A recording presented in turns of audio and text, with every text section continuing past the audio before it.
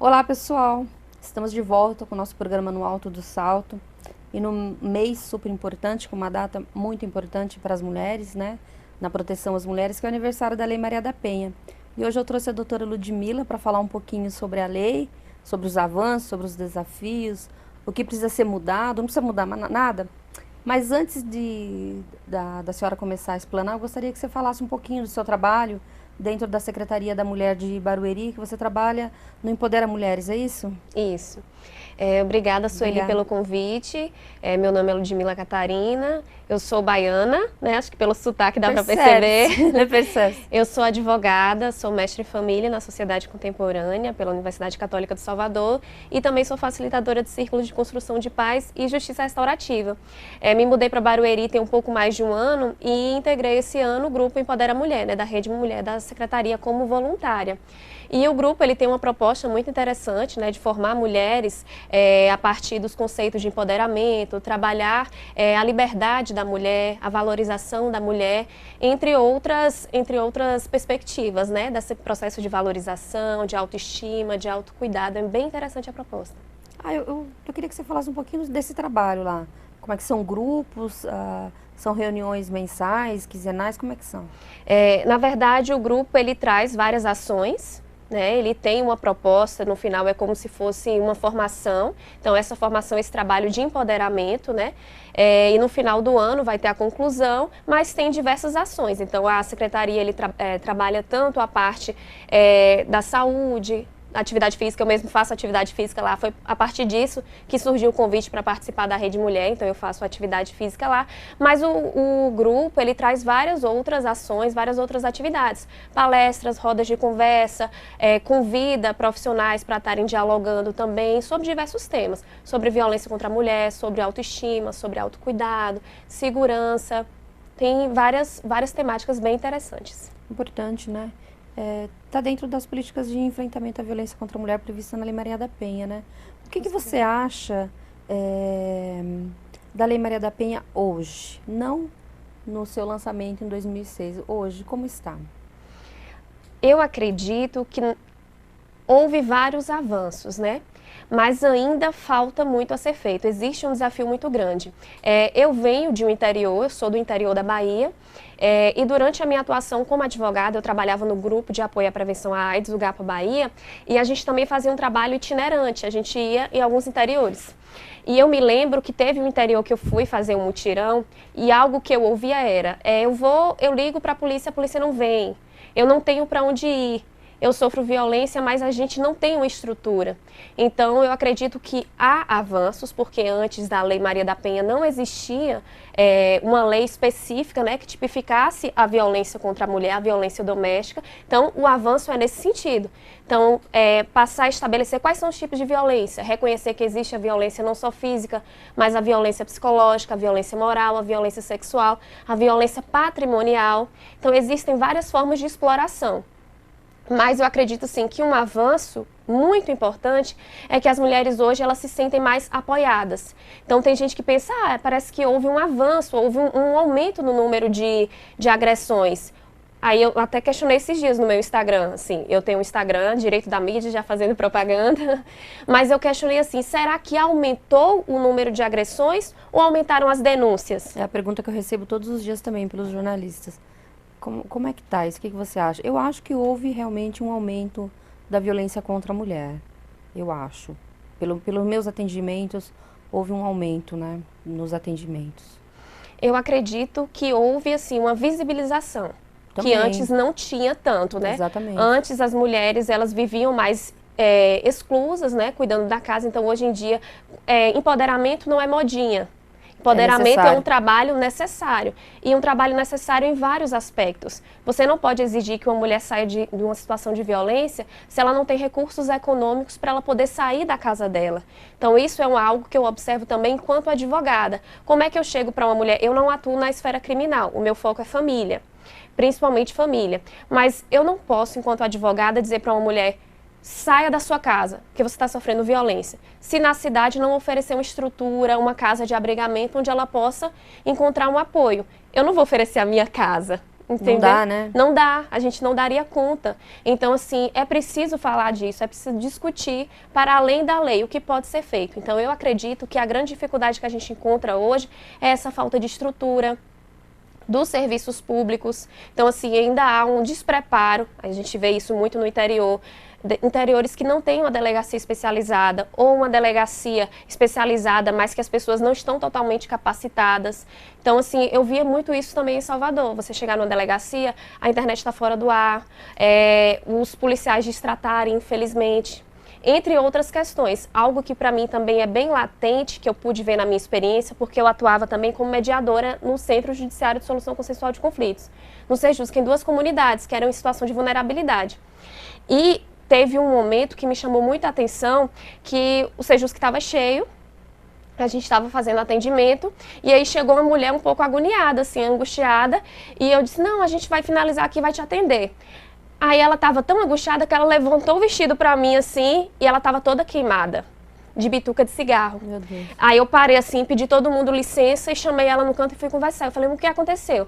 Ela falou, olha, o meu marido tentou me matar, eu não tenho para onde ir. Eu falei, mas por que você não chamou a polícia? Porque eu moro numa região que é dominada pelo tráfico. Então, se eu chamar a polícia, eu perco a proteção do tráfico. Então, assim, a gente se depara com vários impasses, vários obstáculos para conseguir a efetivação da lei. Então, assim, realmente não é fácil romper o ciclo de violência, né? Não é fácil. O dia a dia não facilita, os organismos não facilitam. Enquanto você falava, me veio um caso que eu atendi hoje. O caso é assim. Ela é casada há muito tempo, mais de 15 anos, e eles adquiriram nesse período um patrimônio volumoso, e ele começou a aplicar nela violência psicológica. Ninguém gosta de você, você não serve, você não é boa, você não trabalha. E ela foi ficando muito abalada psicologicamente.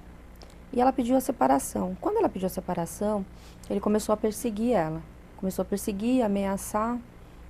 E ele trouxe um documento para ela assinar. Falou assim, olha, você assina esse documento que eu deixo você em paz. Lá, o patrimônio dela, de 1 milhão, ela receberia apenas 100 mil. E ela assinou. Ela assinou esse documento para ele assinar o divórcio. Quando ela assinou o documento, ele voltou atrás e não deu o divórcio para ela. Então, veja bem, como é difícil a mulher romper esse ciclo e ela está sempre presa ao homem, na dependência quer financeira, quer psicológica. O que você pensa disso? Como é que a gente poderia resolver essa questão? Eu acredito, assim, que, em primeiro lugar, os profissionais que atuam na área de enfrentamento à violência doméstica, eles têm que ter uma capacitação em gênero. Eles têm que entender, nós temos que entender, porque infelizmente não é todo mundo que passa a trabalhar com isso, que se preocupa em estudar, em se capacitar, em se qualificar para prestar um atendimento efetivo, né? Um atendimento eficiente. Então, no atendimento da gente no Sejusc, eu percebi a necessidade de ter uma equipe multidisciplinar.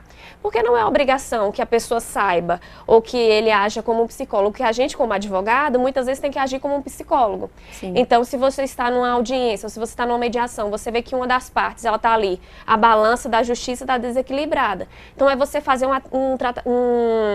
uma forma de atendimento diferenciado. Então, às vezes, eu falo pela minha experiência, quando eu percebia que a mulher estava abrindo mão de alguma coisa, não, eu abro mão de tudo, abro mão da minha casa, abro mão... Peraí, tem alguma coisa aí que tá... né? Mas você vê que nem todo mundo tem essa tratativa. Mas não é sempre que elas chegam Exatamente. até nós antes de assinar. Por Exatamente. exemplo, ela já assinou. Né? Ela já assinou. Isso. E aí, como é que a gente faz? Porque nós temos muita dificuldade, doutora, em lavrar boletim de ocorrência de violência psicológica. A tortura psicológica, ela é um impedimento para a mulher conseguir romper o ciclo de violência. E nós não conseguimos fazer boletim, é muito difícil. Realmente é muito difícil. Eu acredito particularmente que quem pode quebrar o ciclo da violência é o homem e não a mulher. Por quê? Porque a mulher, ela tem que fazer um cuidado, ela tem que fazer passar por um processo de autoconhecimento, de fortalecimento, do seu empoderamento em si, isso em liberdade econômica, ela ter formas de se prover, ter recursos, olha, eu posso me desenrolar aqui e sobreviver. Agora, e viver em outras relações, ela já passou por uma experiência desagradável e ela pode não voltar a passar por isso.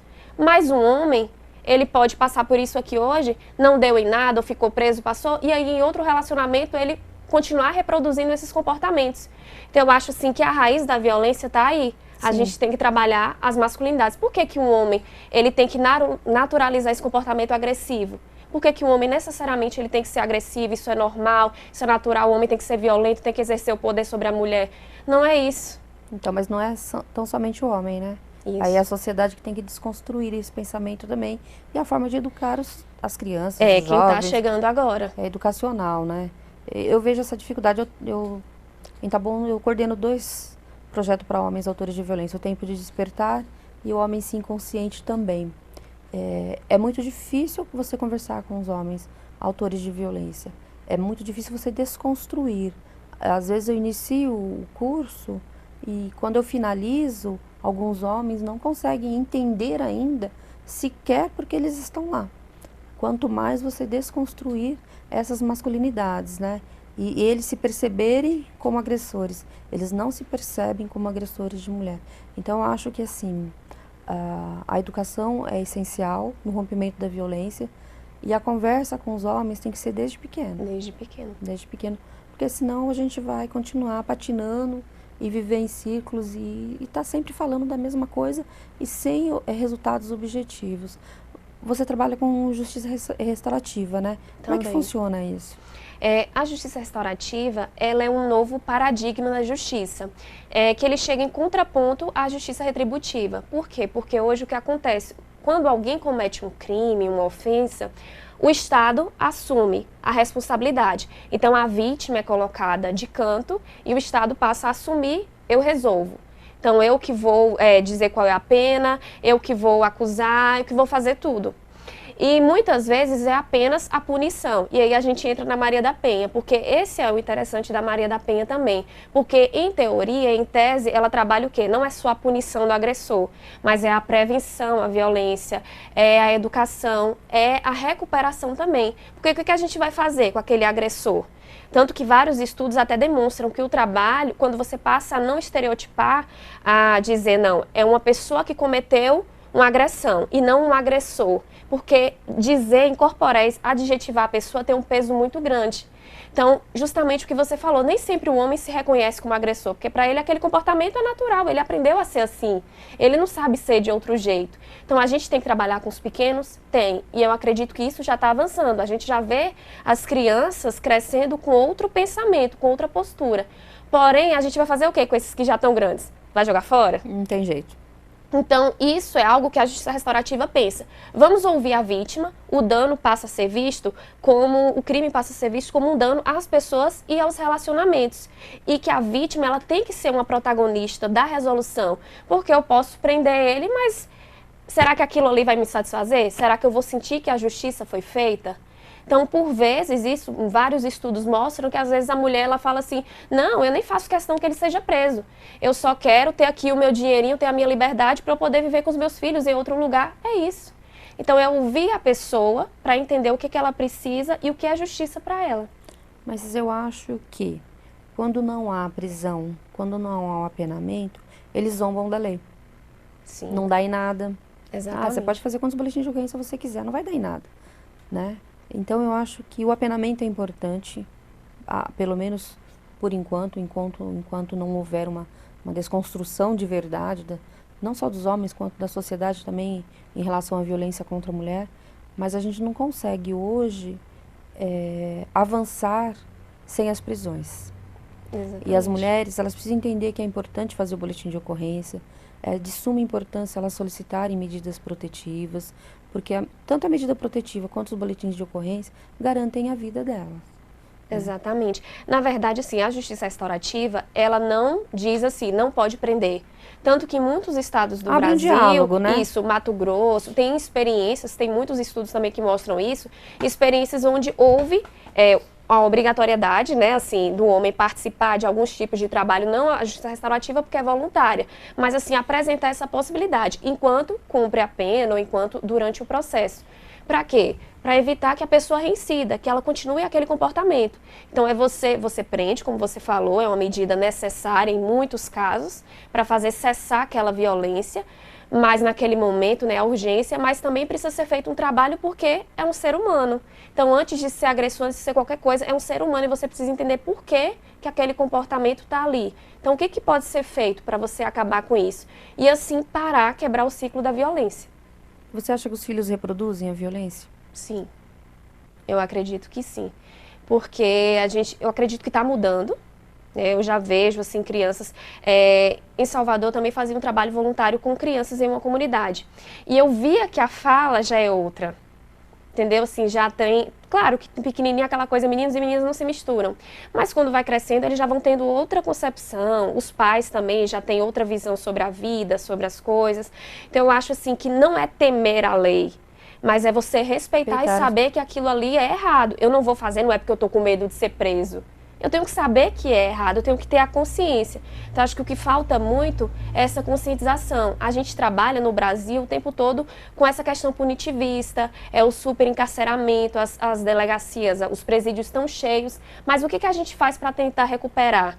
Parece algo utópico, mas eu acredito que é porque não existem estratégias efetivas, não existe uma preocupação efetiva de resolver.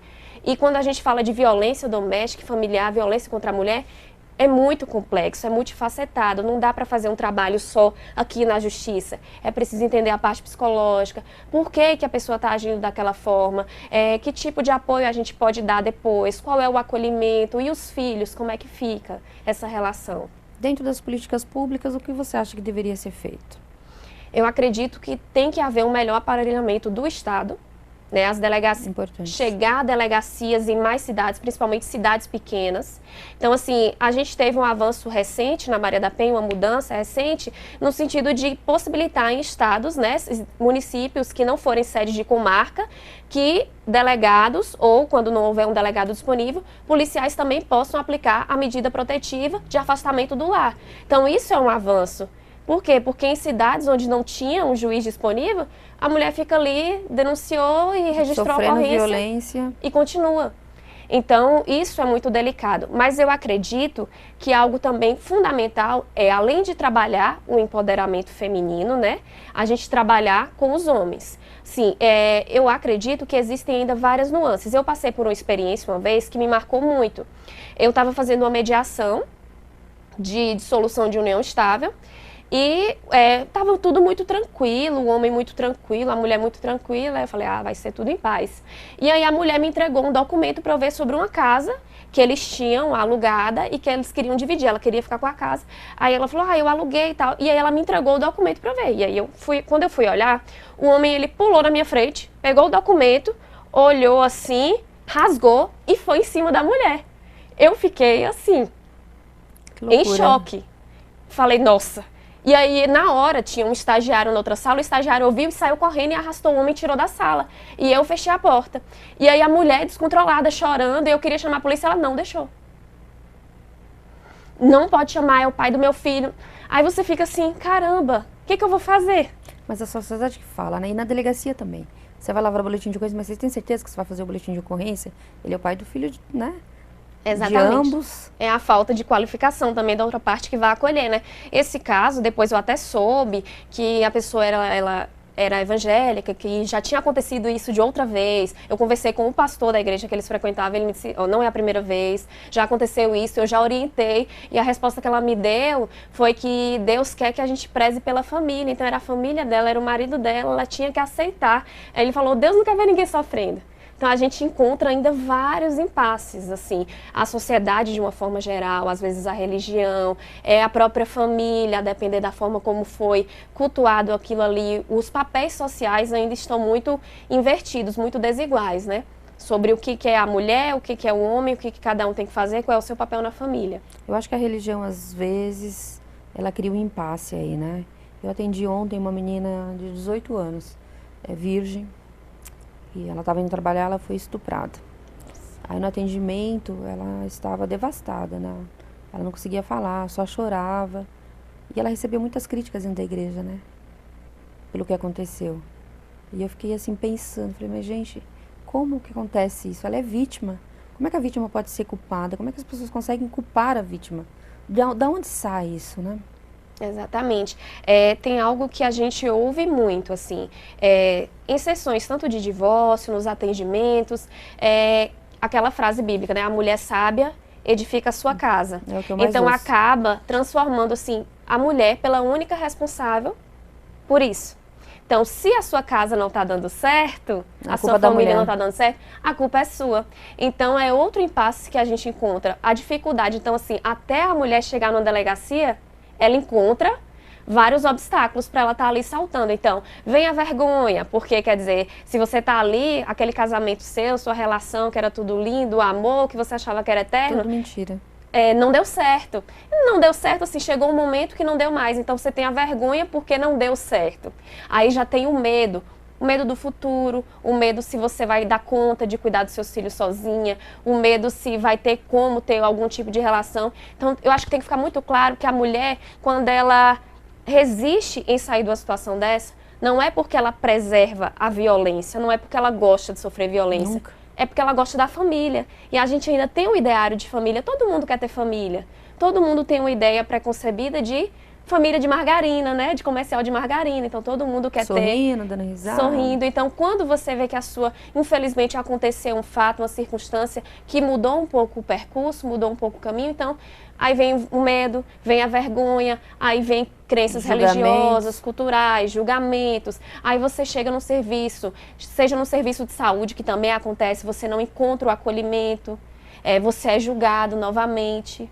Então, assim, a gente encontra vários óbices, vários obstáculos para poder ver concretizada e efetivada a lei, que é uma das mais avançadas do mundo, uma das mais bem elaboradas, mas que ainda há muito a ser feito. Internamente, ela patina, né? Isso. É triste, porque eu sou defensora da Lei Maria da Penha, eu sempre estou falando da lei como um avanço, mas eu sinto também no dia a dia alguns entraves, né? Mais sociais do que estruturais, para mim, né? Uhum. Que estou no enfrentamento, mais social mesmo, é mais a família, o julgamento, aquele nicho que ela mora, os colegas de trabalho, a igreja. Esse é um fator impeditivo para grande parte das mulheres. Você falou de renda, né? Você tem algum trabalho, algum projeto com as mulheres para elas fomentarem rendas ou você só faz isso dentro do Empodera? A Secretaria da Mulher, ela faz um trabalho, né, que as mulheres trabalham com artesanato, elas participam da feira de arte, elas vendem, então isso também gera uma renda. Também tem cursos, né, na Secretaria, diversos cursos também, que trazem uma forma de profissionalização. Mas eu acredito, algo que você falou assim, sobre o avanço. A Lei Maria da Penha, né, esse nome é tão popular, que às vezes as pessoas até parodiam e tal, mas pegou, foi uma lei que pegou. Então, dificilmente alguém não sabe o que é a Lei Maria da Penha. Não sabe aspectos processuais, como é que se desenrola, como é que tramita tudo, mas sabe que existe. E aí, hoje, você já vê que as mulheres, de tanto a gente falar de empoderamento, de poder feminino, as mulheres, elas já estão se sentindo mais, não, eu vou correr atrás. Esses dias eu atendi uma mulher que ela queria se divorciar. E nisso que ela queria se divorciar, ela me disse assim, olha, ele aprontou comigo, agora ele já tem outra família, eu tenho filhos, preciso sustentar. Falei, tá, então a gente precisa fazer isso aqui, correr atrás de uma pensão alimentícia, porque ela falou, eu me dediquei inteiramente à família. Foi um acordo nosso, porque isso também acontece. Então foi um acordo nosso, porque não ia valer a pena eu trabalhar fora, porque o que eu ia ganhar fora ia ser o que eu teria que pagar ou numa creche ou para uma cuidadora em casa. Então, eu preferi ficar em casa, cuidar dos meus filhos mais de perto e tal. E aí eu disse, hoje, o que você está fazendo? Ah, não, hoje eu estou correndo atrás. Estou fazendo curso de cabeleireiro, estou fazendo curso de inglês, curso de informática, de secretariado. Então, você vê que a pessoa já está ali correndo atrás. Mas, infelizmente, ainda tem muitas que não têm o dinheiro para pagar um ônibus para ir numa defensoria pública. Ou para ir numa assistência judiciária, ou procurar um advogado, não tem com quem deixar os filhos. Então, assim, você encontra uma série de dificuldades, porém, também há avanços. Eu acredito que está melhor do que estava antes. Isso daí a gente não pode comparar. Não, nunca. Porém, ainda há muito o que ser feito, mas essas discussões são necessárias. Nós estamos falando sobre isso aqui hoje. Existem diversos canais na internet, Instagram, programas de televisão. Às vezes as pessoas até falam, né? Ah, isso é mimimi, é o feminismo atuando, tá falando muito disso, todos são iguais. Mas é necessário. Enquanto as ações afirmativas forem necessárias para dizer que é o nosso direito, que tem que ser assim, que as coisas têm que mudar, isso daí a gente tem que estar falando. Quem quiser pode achar chato, mas a gente tem que falar, porque aí mais pessoas vão saber o que fazer, não é só saber que existe uma Lei Maria da Penha, é saber para onde eu vou, o que eu tenho que procurar. Se a minha cidade não tem uma delegacia especializada, eu tenho que ir para onde?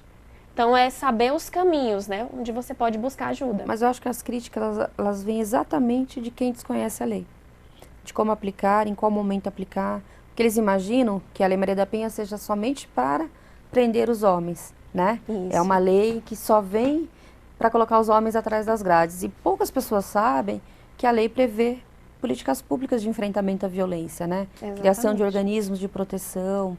A Patrulha Guardiã Maria da Penha mesmo é originário da Lei Maria da Penha.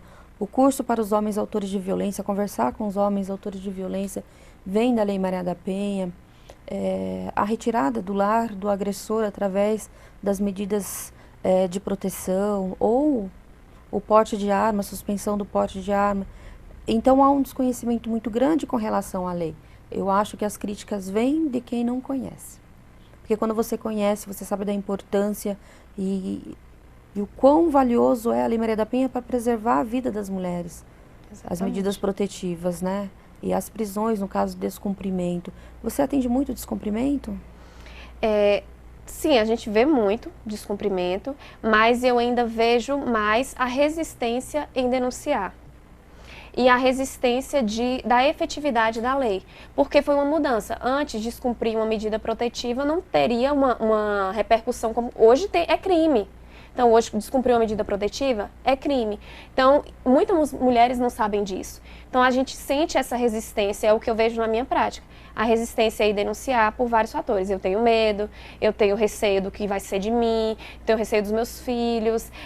E nas cidades pequenas, assim, eu falo principalmente das cidades pequenas, porque é onde a gente ainda vê mais a falta do Estado, a omissão do Estado. Então, a Maria da Penha é fundamental, a lei é fundamental, porque a partir dela a gente vai tirando ali, o sumo, né? É a prevenção, o trabalho de prevenção. Então, vai elaborar as políticas de enfrentamento, as políticas públicas, políticas de saúde, novas casas de abrigamento, formas de incubadoras para fazer trabalho, justamente trabalho de profissionalização, trabalho de artesanato, cozinha, secretariado, várias coisas, né? Então, assim, eu acho que tem que pensar também, e os filhos, né? A gente sempre tem que pensar, e os filhos vão para onde? Então, a importância de ter creches públicas, de ter um aparato do Estado mesmo, por isso que é tão complexo. Não é só punir, não é só prender. E agora? Prender o agressor. O que a gente vai fazer com a família? Para onde a gente vai encaminhar cada um? Então, a importância de, em todos esses organismos públicos, terem equipes multiprofissionais. Então, é o psicólogo, é o assistente social, é o advogado, é o pedagogo, quando necessário, para os filhos. Então, assim, tem que ver todos os caminhos, todas as nuances que envolvem, de fato, olha, a gente resolveu, essa família está tranquila. Mas eu acho muito complicado proteger a mulher, porque o homem, o agressor, né, ele está sempre por perto. Ele sempre está por perto e ele busca muitas informações através dos filhos. E os filhos, na ingenuidade, na inocência, acabam passando informações valiosas para o pai, né? Então, eu já cheguei a atender casos que eu precisei entrar com a PM dentro de casa para salvar a mulher, né? Já ações muito violentas e que as crianças presenciam isso tudo, né? Então, eu acho que fora falar de violência contra a mulher, fora falar da Lei Maria da Penha, a gente precisa falar em políticas públicas de proteção a essas crianças também. Eu sempre estou batendo nessa tecla, que os reféns da violência, né, eles serão reprodutores dessa violência, e a sociedade sofre cada dia mais com isso, né? Parece repetitivo ficar falando, mas eu acho muito importante. E nosso tempo está acabando, né? Eu fiquei muito feliz de você ter vindo, aceitado o convite, falado do seu trabalho. Barueri é referência no enfrentamento à violência contra a mulher. A Ana Cláudia faz um trabalho excepcional lá, principalmente nas questões de políticas públicas. Eu gostaria que você fizesse suas considerações. Agradecer novamente, né, ao convite, agradecer à equipe, a Ana também, né, que fez esse nosso contato, essa nossa intermediação. Foi um prazer. Acredito que fica essa mensagem, esse recado. Vamos falar sobre isso porque é necessário. Não é mimimi, não é exagero, não é drama, é necessário. Então, assim, pensar numa perspectiva multi, né, inter. Então, eu não sou advogada criminalista, sou advogada de família, então eu observo outras perspectivas desse conflito. Então, a gente precisa falar disso, o Estado precisa estar mais presente, o Estado precisa capacitar mais os seus profissionais. Vou deixar aqui o meu Instagram, o Direito na Mídia, para... Lá a gente coloca várias dicas jurídicas, eu gravo vídeos também, então eu falo sobre pensão alimentícia, sobre guarda compartilhada, vários temas também, principalmente relacionados à família, à mulher, à criança, ao adolescente. Obrigada, doutora, pela sua valiosa contribuição. Pessoal, a Neiva vai dar um recadinho para vocês e a gente volta já. Oi, Sueli! Chegando agora no programa aqui no Alto do Salto, nossa nova parceira La Torre Calçados. Com esses calçados maravilhosos e escarpãs que são tendências agora, animal print, tem muita coisa de tendência também lá na La Torre. A La Torre tem todo tipo de calçados e hoje nós viemos mostrar para vocês essa coleção de escarpãs que acabou de chegar da marca La Torre. Eles também trabalham com várias outras marcas. E você pode conhecer em 3 endereços que estão passando aqui no vídeo para vocês, tá bom? Agora, a super novidade é que quem assistiu aqui no programa No Alto do Salto, da nossa querida Sueli Amoedo, aqui pela TV das Artes, tem 10% de desconto. Você chega na loja, menciona que viu aqui conosco e 10% de desconto imediatamente, tá bom? Então, entre em contato também com a nossa produção, com a loja, as redes sociais da La Torre Calçados. Fala com a Liliane, com o Adalto, que estão à frente dessa loja maravilhosa, que já é tradicional aqui na região. Vendas online também, tá bom? Entre em contato conosco, nós esperamos por vocês. La Torre Calçados. Pessoal, a La Torre tá com sapatos lindíssimos. Eu tô calçando La Torre, só calço La Torre agora. Passem lá nas lojas, conheçam. Agradeço imensamente a loja pela confiança, né, no Alto do Salto. Agradeço o Espaço Terapêutico Viver Bem. E a Rose Rocha, a querida Rose Rocha, que sempre faz o meu cabelo, me dá umas dicas. A gente precisa desses parceiros, doutora, porque são importantes para a gente também. Encerramos aqui mais um programa. Espero vocês até uma próxima.